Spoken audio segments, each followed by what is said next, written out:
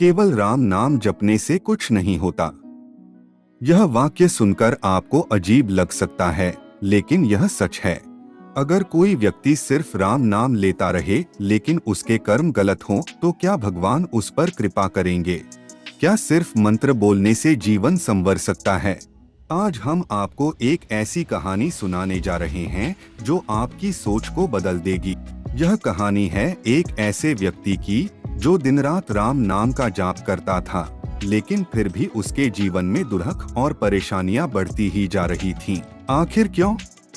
क्या भगवान उसकी भक्ति स्वीकार नहीं कर रहे थे, या फिर भक्ति का अर्थ ही कुछ और था?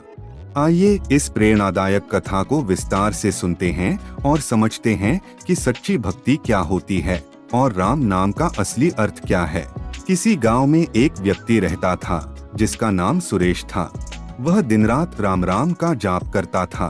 सुबह उठते ही उसके होठों पर राम का नाम होता। दिन भर वह भगवान का भजन गाता और रात को सोने से पहले भी राम का स्मरण करता। लेकिन उसकी आदतें बिल्कुल भी अच्छी नहीं थीं। वह स्वभाव से बहुत कठोर था। अगर कोई जरूरतमंद उसके पास मदद मांगने आता तो वह उसे दुत्कार देता। भिखारी अगर द्वार पर आ जाता तो वह उसे बुरी तरह से भगा देता। अगर कोई भूखा होता तो वह उसे रोटी तक नहीं देता। उसे दान पुण्य करने में कोई रुचि नहीं थी, न ही वह दूसरों के दुखों को समझता था। सुरेश की शादी को 10 साल हो चुके थे, लेकिन अब तक उसे संतान नहीं हुई थी। उसकी पत्नी सुमित्रा एक दयालु महिला थी। वह हमेशा दूसरों की मदद करना चाहती थी, लेकिन सुरेश उसे ऐसा करने से रोकता। वह कहता, सिर्फ भगवान का नाम लेने से ही सब कुछ ठीक हो जाएगा। मैं दिन रात राम राम जपता हूँ। धीरे धीरे सुरेश का कारोबार भी बिगड़ने लगा। पहले जो दुकान खूब चलती थी, अब उसमें ग्राहक आने कम हो गए। मुनाफा घटने लगा और धीरे धीरे उसे घाटा होने लगा। वह परेशान रहने लगा कि आखिर राम नाम जपने के बावजूद उसकी जिंदगी में इतनी कठिनाइयां क्यों आ रही हैं। एक दिन गांव में एक महात्मा आए। लोग उनके पास जाकर अपने दुख सुख की बातें कर रहे थे।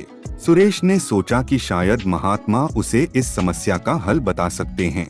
वह उनके पास गया और अपना दुख सुनाया। महात्मा जी, मैं तो दिन रात राम नाम का जाप करता हूँ, फिर भी मेरी हालत बिगड़ती जा रही है। मेरा व्यापार चौपट हो रहा है, मेरे पास संतान नहीं है और अब तो मन भी अशांत रहने लगा है। राम जी मुझ पर कृपा क्यों नहीं कर रहे?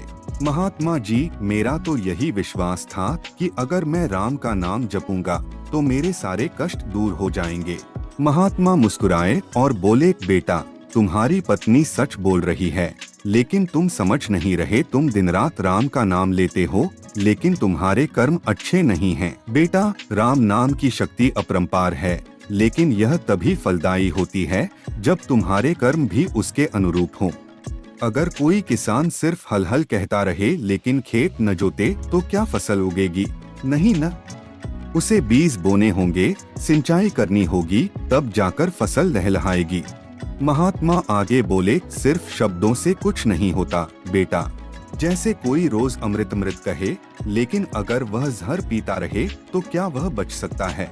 नहीं, उसे अमृत पीना होगा, तभी वह अमरत्व पा सकता है। तुम दिन रात राम का नाम जपते हो, लेकिन तुम्हारा आचरण राम के सिद्धांतों के विपरीत है। क्या राम जी ने कभी किसी भूखे को तिरस्कृत किया था?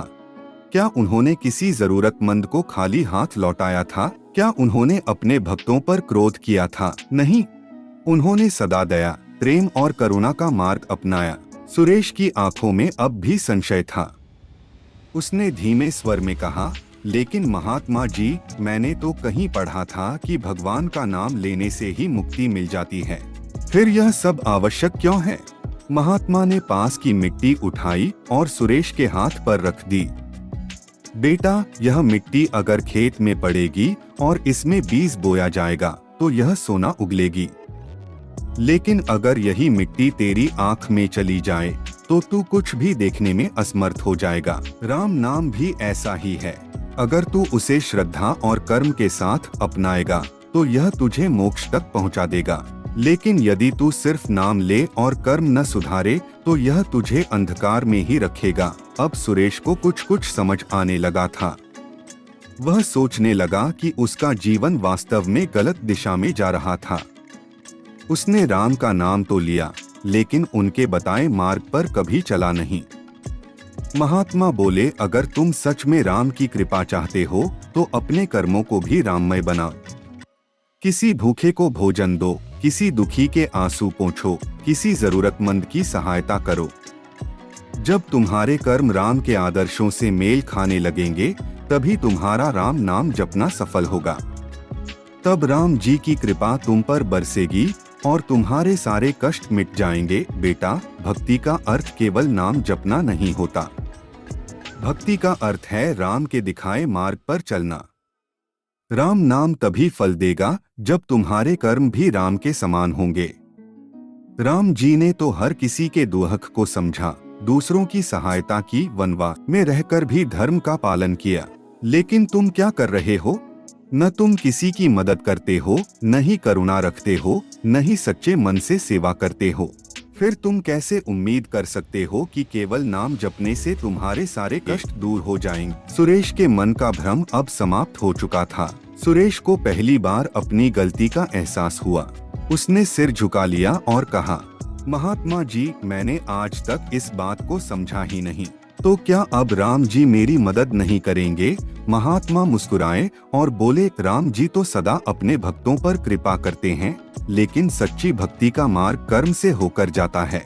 अगर तुम सच में चाहते हो कि तुम्हारी जिंदगी में बदलाव आए तो अपने व्यवहार को बदलो। गरीबों की मदद करो, जरूरतमंदों को दान दो, प्रेम और करुणा से रहो। जब तुम्हारे कर्म पवित्र होंगे तब राम नाम का जाप तुम्हें फल देगा। सुरेश को अपनी गलती का एहसास हो चुका था। उसने उसी दिन से संकल्प लिया कि वह न सिर्फ राम नाम का जाप करेगा बल्कि राम जी के दिखाए मार्ग पर भी चलेगा। वह गरीबों को भोजन देने लगा, जरूरतमंदों की मदद करने लगा और सभी से प्रेम पूर्वक व्यवहार करने लगा। कुछ ही समय में उसका व्यापार फिर से फलने फूलने लगा। उसका मन शांत रहने लगा और सबसे बड़ी बात, कुछ वर्षों बाद उसे संतान सुख की प्राप्ति हुई। अब उसे एहसास हो गया था कि केवल राम नाम जपने से कुछ नहीं होता। जब तक इंसान अपने कर्मों को सुधारकर सच्चे भक्ति के मार्ग पर नहीं चलता। राम का नाम तभी फलता है जब उसके साथ सच्चे कर्म जुड़ते हैं। उसने महात्मा के चरणों में सिर झुका लिया और प्रणाम करते हुए कहा, महात्मा जी, आपने मेरी आंखें खोल दी। अब मैं सिर्फ राम नाम नहीं जपूंगा बल्कि उनके बताए हुए मार्ग पर भी चलूंगा। मैं करुणा, दान और सेवा का मार्ग अपनाऊंगा। महात्मा ने उसे आशीर्वाद दिया और कहा, याद रखना बेटा, सिर्फ नाम लेने से कुछ नहीं होता जब तक कि मन, वचन और कर्म से उसका पालन न किया जाए। सच्ची भक्ति वही है जो मन, कर्म और वाणी से हो। इसके बाद महात्मा ने पूरे गांव को एकत्र किया और सबको समझाया कि राम नाम की महिमा तभी सिद्ध होती है जब हम अपने कर्मों को भी शुद्ध बनाते हैं। उन्होंने सभी को प्रेम और भक्ति से जीवन जीने की प्रेरणा दी। फिर उन्होंने कहा, आओ आज हम सब मिलकर सच्चे हृदय से राम नाम का संकीर्तन करें और संकल्प लें कि हम केवल नाम जपने तक सीमित नहीं रहेंगे बल्कि राम जी के आदर्शों को अपने जीवन में भी अपनाएंगे। गांव के सभी लोग, जिनमें सुरेश और उसकी पत्नी भी शामिल थे, महात्मा के साथ मिलकर श्री राम जय जय राम का संकीर्तन करने लगे। पूरा वातावरण भक्तिमय हो गया। चारों ओर भक्ति की लहर दौड़ पड़ी। ऐसा प्रतीत हो रहा था मानो स्वयं राम जी की कृपा उस गांव पर बरस रही हो। उस दिन से सुरेश का जीवन पूरी तरह बदल गया। अब वह न केवल राम नाम जपता था बल्कि दयालुता, प्रेम और सेवा का भी अनुसरण करता था। और कुछ ही समय में उसकी परेशानियां धीरे धीरे समाप्त होने लगीं। कुछ ही समय में उसका व्यापार फिर से फलने फूलने लगा। उसका मन शांत रहने लगा और सबसे बड़ी बात, कुछ वर्षों बाद उसे संतान सुख की प्राप्ति हुई। अब उसे एहसास हो गया था कि केवल राम नाम जपने से कुछ नहीं होता जब तक इंसान अपने कर्मों को सुधारकर सच्चे भक्ति के मार्ग पर नहीं चलता।